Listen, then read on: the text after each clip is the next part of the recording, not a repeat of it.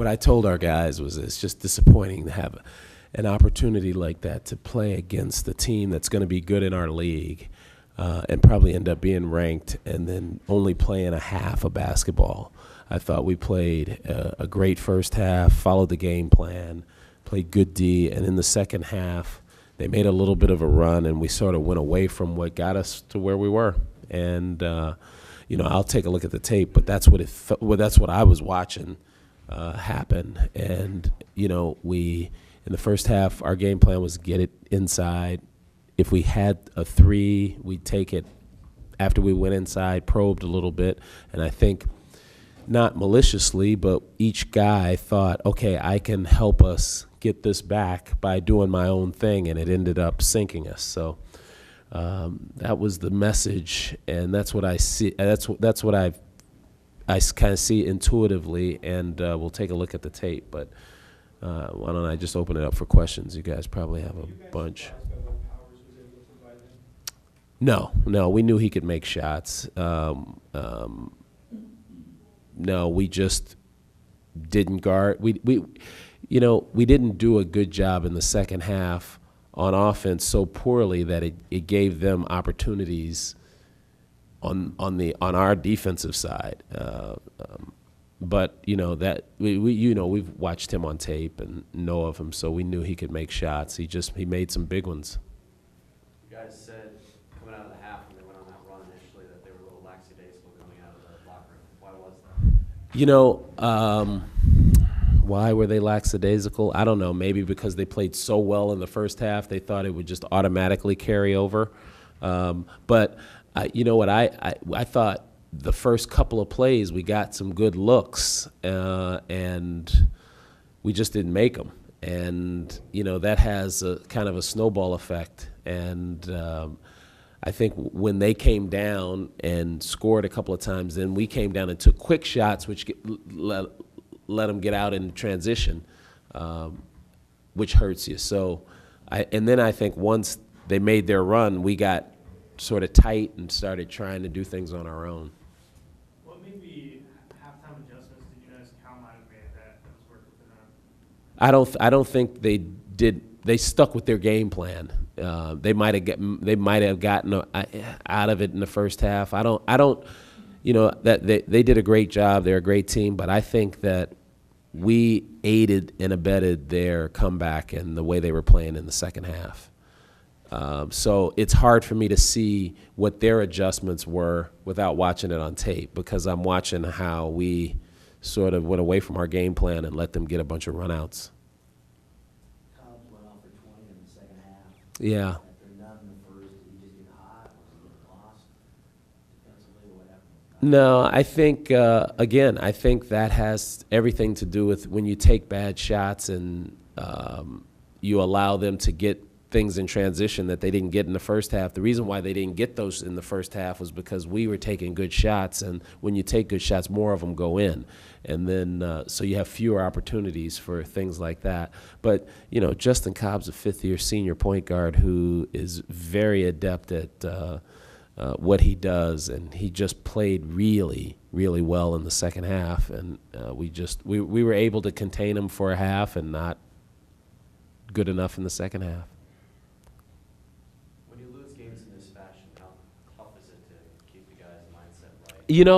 I think prior to this year, it might have been a little tougher. I think this year, our guys know we have a much better team, and that this is a lost opportunity, but we have a lot of basketball left. I think our guys understand that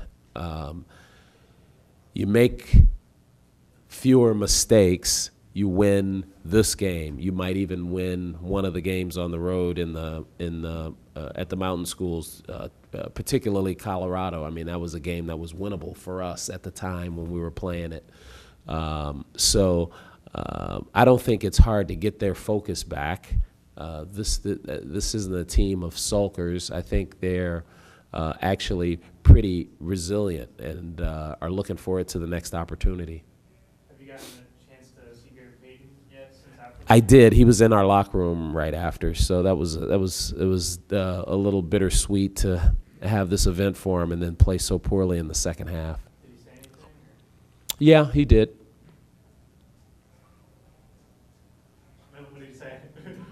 Is that just? It's just between us. You know, I don't want to put his comments out there. If he wants to, you know, he's a good interview if you can get a hold of him. Craig, Keller turned the momentum and it led by 9 with about 8 minutes to go. And with the veteran group you have, how disappointing was it that you guys weren't able to mount some sort of run to get really back in?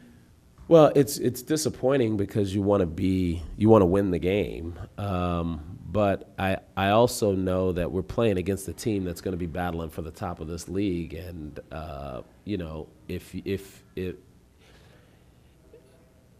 we have to understand that in order to mount a run back on them, we have to get back on track with our game plan. So was it disappointing that we didn't do that? Yeah, but you know, it doesn't make me disappointed in those guys because they're older. I think that you know, I think they made a fine effort. Just didn't work out tonight. You know, and historically we've been a team that's worked really well at coming back because we're always down. And it didn't work out as well this time around. Roberto talked about simply not getting the ball down low in the second half as much as you did in the first. How big of a factor is that for you? Yeah, it's big. That's part of the game plan. I mean, and it wasn't like Angus wasn't being extremely effective down there. So we should have gotten. Roberto's absolutely right. We should have gotten the ball down to him even more. That again, that's disappointing, especially because these guys know it. But I don't reckon that anything's done maliciously. I just think that we have to get better in times of distress. Along those same lines, I think Cal committed 6 fouls in the first 5 minutes of the second half. So was that something that you wish you could have taken more advantage of? Well, you know, let's see. How can I answer that without getting in trouble? If you have watched these games a lot, basketball games in general, you will find that whenever there is an uneven amount of fouls, it gets evened up. No matter what. No matter what. I think the Washington State game was the first time I'd ever seen it not happen, where a team shot like 30 foul shots and another team shot like 4. So you sort of build that into your mind that at some point it's going to get even back up. Coach, how do you evaluate Angus's play tonight? He played a great game. You know, he played a great game. We just like I was saying to Jesse, we didn't get the ball to him enough because he was playing such a good game. He should have had an even better game or an opportunity to have a better game. But there's a couple of things that I noticed, you know, that maybe you guys didn't notice. But the block he got at the height of the guy's shot. So that tells me he's getting more and more confident with that knee. And then the second thing was there was a play that we were supposed to run to get someone else a shot down low, and Angus sort of looked it off and took a 3 and it went in. You know, that tells me that his confidence in his shot is getting back there too. So, you know, a couple of things that you can take away from his performance that make you think, okay, maybe he's getting back to normal. Devon played fewer minutes and got fewer shots than he has been. What's kind of his status there? No, nothing. I just thought that